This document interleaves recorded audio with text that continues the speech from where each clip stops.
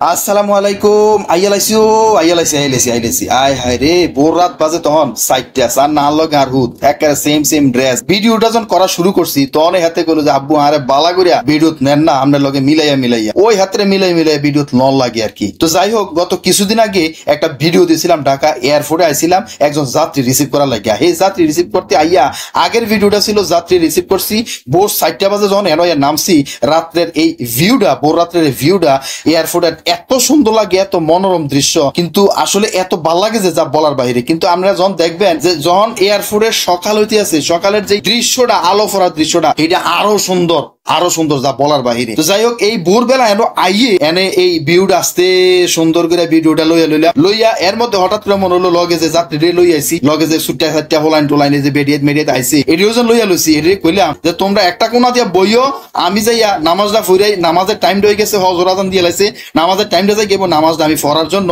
Already ready হইয়া আস্তে মসজিদের দিকে হাঁটা ধরছি। মসজিদটা কিন্তু ওই ইন্ডিয়া এয়ারপোর্টের একটা কর্নারে আছে, মসজিদটাও খুব সুন্দর। আমি কিন্তু এয়ারপোর্ট আইলে এনে নামাজটা পড়ি। এই যে মসজিদের ভিউটা এত সুন্দর, নামাজটা পড়তে এত ভালো লাগে। আর মসজিদের যে ইমাম আছে, হেমিয়ার তেলাওয়াত, আল্লাহ সুবহানাল্লাহ, মনটা হৃদয়টা কারে, হেমিয়ার তেলাওয়াত এত সুন্দর।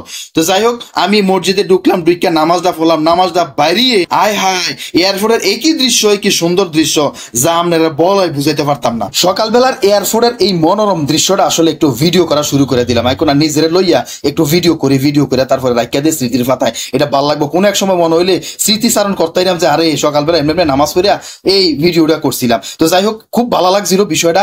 দেখেন না কত গাড়ি, কত মানুষ, যদি রাত কে গেল আসলে কিচ্ছু বোঝা যায় না, অনকা ফুরা বোঝা যায় যে এত গাড়ি, এত মানুষ এই অপেক্ষা করতে আছে বিভিন্ন যাত্রী লাগিয়া, এবং বিভিন্ন রেন্ট টেকারের গাড়িও এনো আছে।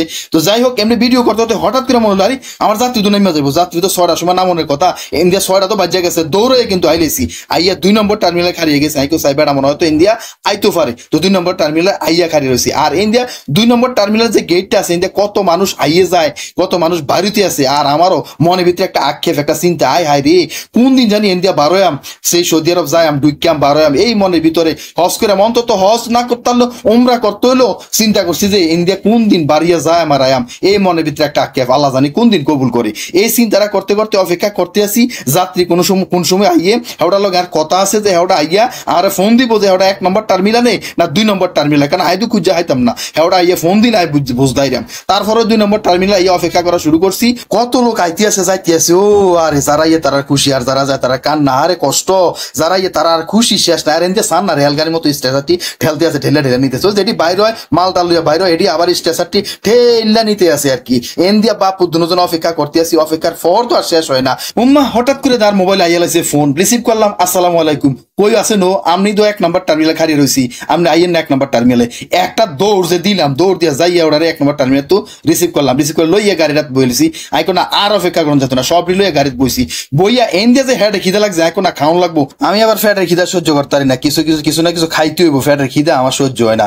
তো যাই হোক, এয়ারপোর্ট থেকে বারুইয়া ড্রাইভার সাহেবের কইলাম, ড্রাইভার সাহেব যে কোনো এক গেলা দিয়ে গাড়িটা খার করে ভালো একটা হোটেলে ঢুকে কিছু না কিছু খাওয়ান লাগবো, খাইয়ে এরপর আস্তে থেকে বাড়ির দিকে রওনা দেন। একটা দুঃখের বিষয় হলো কেউ মনে কষ্ট নিয়ে না, আসলে যে যাত্রী আমরা দেখাই নাই। যাই হোক, হোটেলে ঢুকিয়া খানা দানা শেষ করলাম। সবাই সুস্থ থাকেন, ভালো থাকেন, জামাল মিয়ার লগে থাকেন। আসসালামু আলাইকুম।